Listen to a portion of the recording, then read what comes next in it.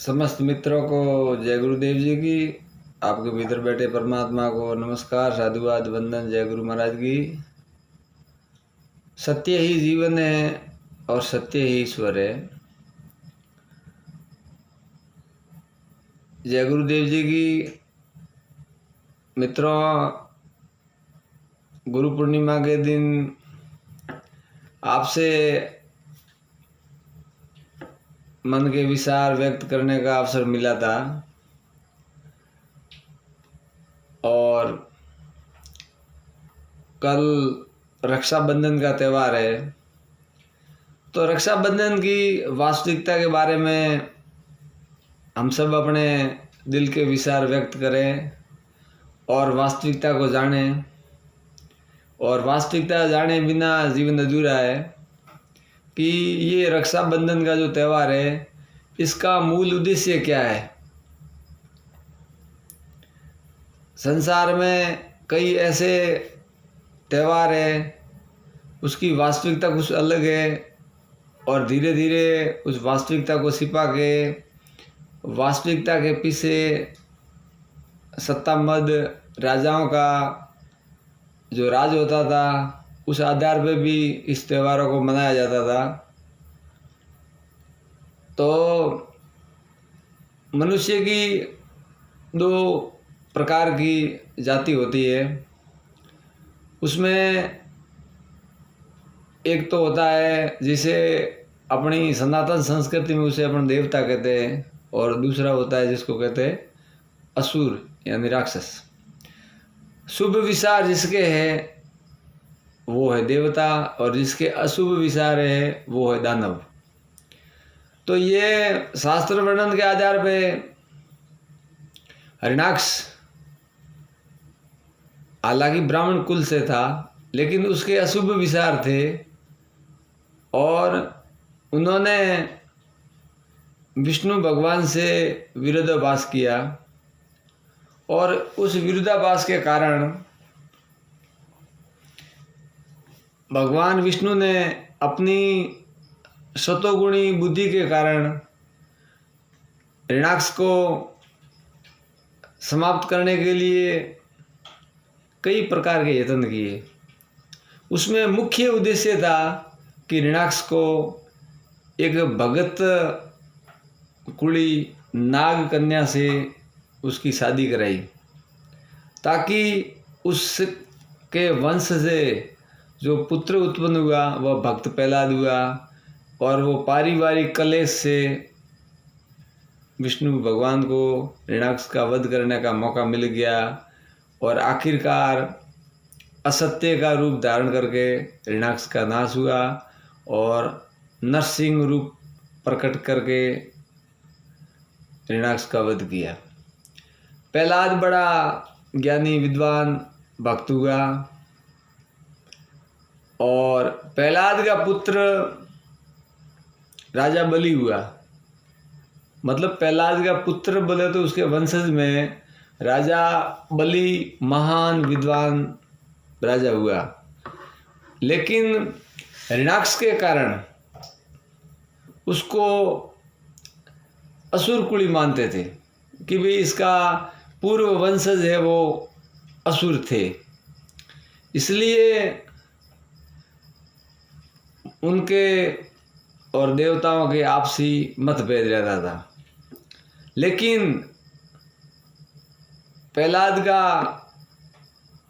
जो हिरण्याक्ष के बाद में इस वंशज में जो आना हुआ था, उसके कारण हिरण्याक्ष के लक्षण नहीं प्रकट हो गए, प्रहलाद के लक्षण राजा बलि में पूर्ण विद्यमान थे।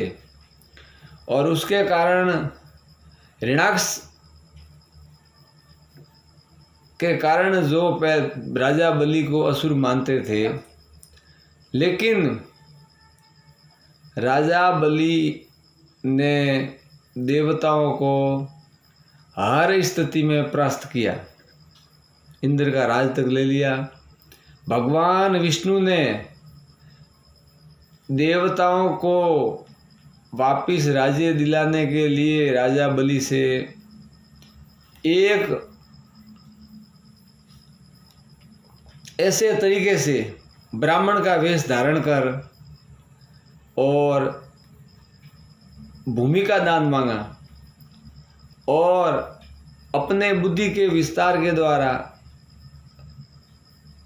राजा बलि के गुरु शुक्राचार्य ने उन्हें मना किया कि ये ब्राह्मण का वेश धारण करके जो आए हैं विप्र वो भगवान विष्णु हैं और उनसे कोई वसन मत देना। लेकिन राजा बलि ने कहा कि मेरे दादाजी प्रहलाद जी का मैं वंशज हूँ, तो मेरे घर आए अतिथि को मैं बिना दान दक्षिणा दिए वापस नहीं देने जाने दे सकता हूँ, और मेरा यज्ञ है वो भी पूर्ण नहीं होगा। इसलिए उन्होंने भगवान विष्णु से संकल्प लिया गुरुजी के मना करने के बावजूद भी, और उन्होंने सूतल लोक में राजा बलि को भगवान विष्णु ने भेज दिया। लेकिन सूतल लोक जाने के बाद भी विष्णु भगवान हार गए, क्योंकि जो दान दक्षिणा थी वो सूतल लोक में जाने से पूरी होगी। और विष्णु भगवान राजा बलि के सामने अपना जो वसन थे वो हार गए, और भगवान विष्णु को राजा बलि ने कहा कि अब आप मेरे पास ही रहिए, आप कहीं भी नहीं जा सकते हैं। तो जिसके शुभ विचार होते हैं उसके परिवार में भी लक्ष्मी थी, भगवान की अर्धांगिनी। उनको पता लगा कि राजा बलि के द्वारा भगवान विष्णु को वहाँ नियम कानून के आधार पे वहाँ बिठा दिया गया है। तब लक्ष्मी ने कच्चे सूत का धागा लेकर वो सूतल लोक में गई। तब राजा बलि ने सोचा कि भगवान विष्णु की अर्धांगिनी एक कसा सूत का धागा लेकर राजा की शरण में आई है, तो उसकी रक्षा करना राजा का परम कर्तव्य बनता है। तब कहा कि देवी आप क्यों इधर आई है? तो मैं आपसे कुछ सहायता चाहती हूँ, लेकिन मुझे आप जब वचन दो तब। तो क्या ज़रूरत है? तब उन्होंने ये कस्से सूत के धागे को राजा बलि के हाथ की कलाई के बांधा। तब राजा बलि ने कहा कि ये आपने मेरे हाथ के जो रक्षा का कवच बांधा है, तो मैं आपकी हर संभव रक्षा करने के लिए तैयार हूँ।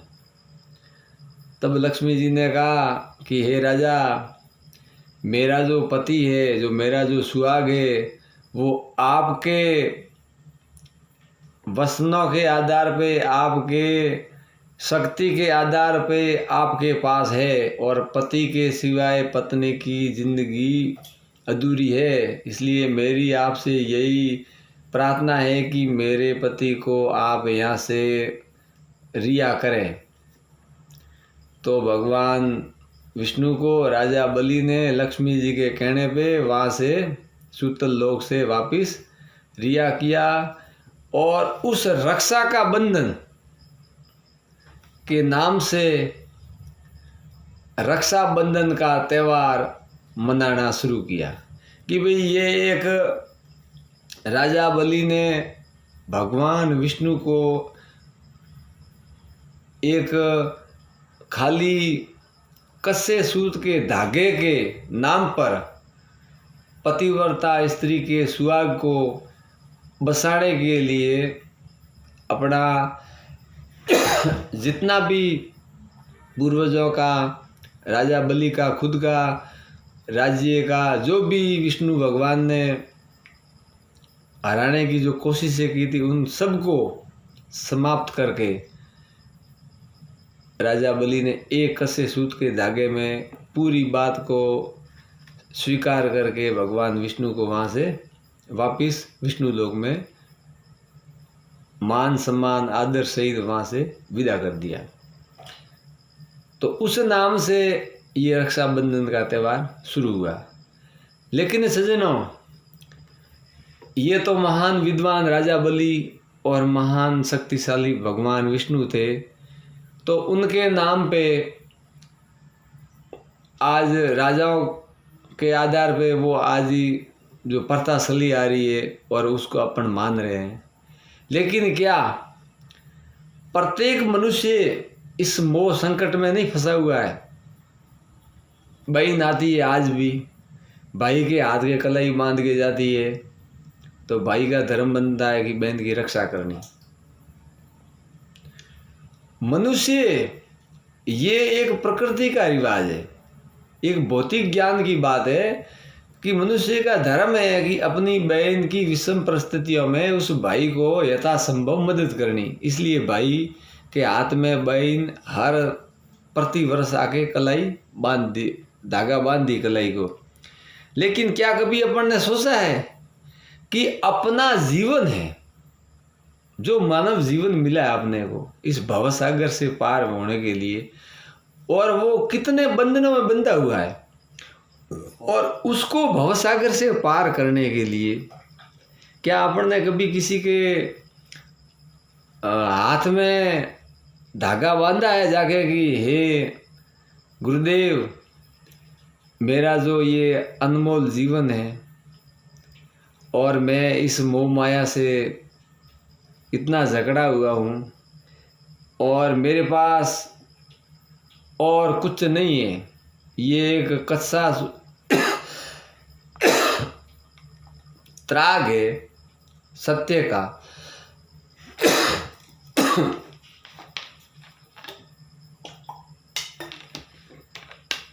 ये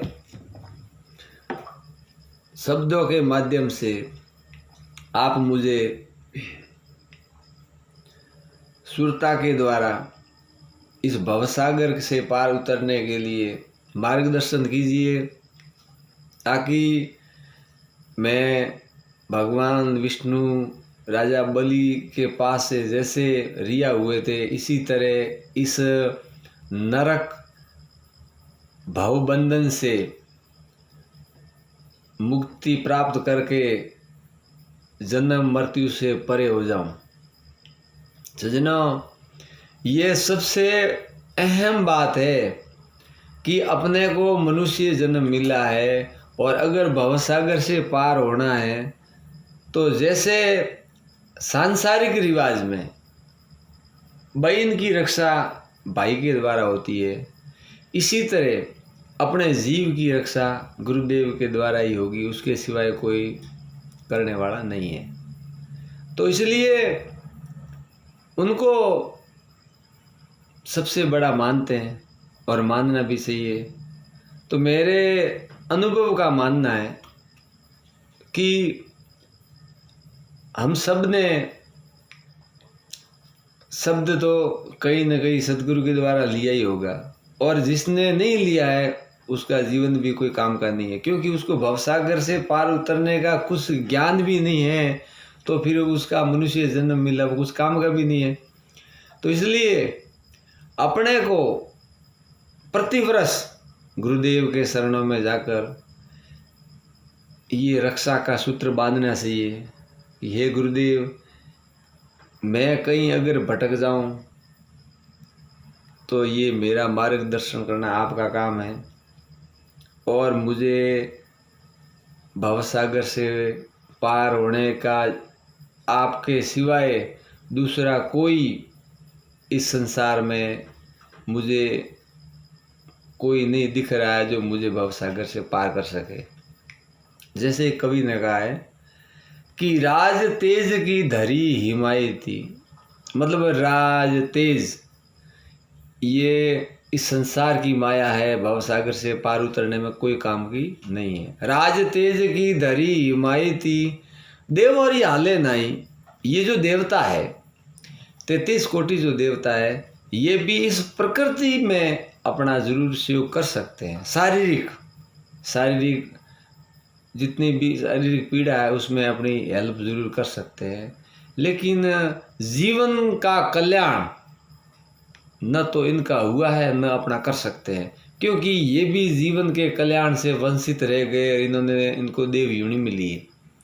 तो राज तेज की धरी मायती देवोरी हाले नाई, सतगुरु देखिया जम दूर खड़ा है, भाग जाए जमराई, मन रे सतगुरु कर बेरा भाई, सतगुरु बिना संगिनी थारो अंत समय रे माई। तो गुरुदेव ही इस भवसागर से पार उतारने की नौका है। तो सज्जनों,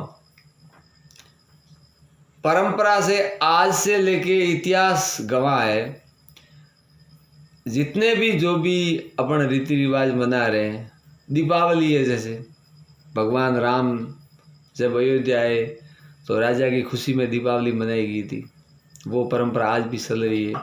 लेकिन उससे भी पहले थी दीपावली तो, लेकिन जिसकी सत्ता है उस नाम से अपन उसको ही पहचानेंगे। तो दीपावली तो के सदा दिवाली संत की और 8 पौर आनंद, जिसने सत्य को पहचान लिया है, जिसने अपने गुरुदेव की शरण में जाके वास्तविकता को पहचान लिया है और मार्गदर्शन प्राप्त कर लिया है, उसके लिए सदा दिवाली है। तो इसलिए मेरा सबसे यही निवेदन रहेगा कि इस कुछ समय का जो मानव जीवन अपने को मिला है, उसमें परंपराओं को निभाते हुए, रक्षाबंधन का त्यौहार है, बहन आती है तो बहन की मर्यादा भी रखे, न कि एक रक्षाबंधन के दिन हमेशा के लिए। और वैसे शास्त्र और संत कहते हैं कि एक नारी सदा ब्रह्मचारी, धर्म की पथ रखने के लिए धर्म पथ वाहिनी भार्या अर्धांगिनी एक ही नारी होती है, उसके सिवाय बड़ी माँ और छोटी बहन होती है। तो मेरे कहने का मतलब तो ये है कि अपनी अर्धांगिनी के सिवाय जो बड़ी है वो सब माँ के रूप में देखनी चाहिए, और छोटी है उसको बहन के रूप में देखनी चाहिए, और उसकी सबकी रक्षा करना मनुष्य का परम धर्म है। चाहे वो किसी जाति से हो, चाहे किसी धर्म से हो, किसी संप्रदाय से हो, चाहे किसी मजहब से हो। लेकिन अयमंदी जी पूर्व वेती गणना लघु सेत साम, उदार सरिता नाम तु वसुदेव कुटुंबकम। उदार सरिता नाम, जो बड़े दिल वाले हैं, जो स्थित प्रज्ञ हैं, जिसका हृदय समुद्र की भांति है, उसके लिए ये पूरा ब्रह्मांड एक ही परिवार है, और उसमें सबकी रक्षा करना मनुष्य का धर्म है, और वो ही रक्षा का बंधन है। वो रक्षा का बंधन हम सब ने अपने जन्म से पहले माँ के गर्भ में ही अपने संकल्प लिया था कि हे परमात्मा, मुझे इस मनुष्य जन्म में भेज, और मैं एक एक श्वास तेरा नाम जपूंगा, और मैं बिना स्वार्थ के निस्वार्थ भाव से ब्रह्मांड में कर्म करके इस प्रकृति को सुरक्षित, स्वस्थ और सुंदर रखूंगा, और अपने जीवन का कल्याण करने के लिए भी पूर्ण कोशिश करूंगा।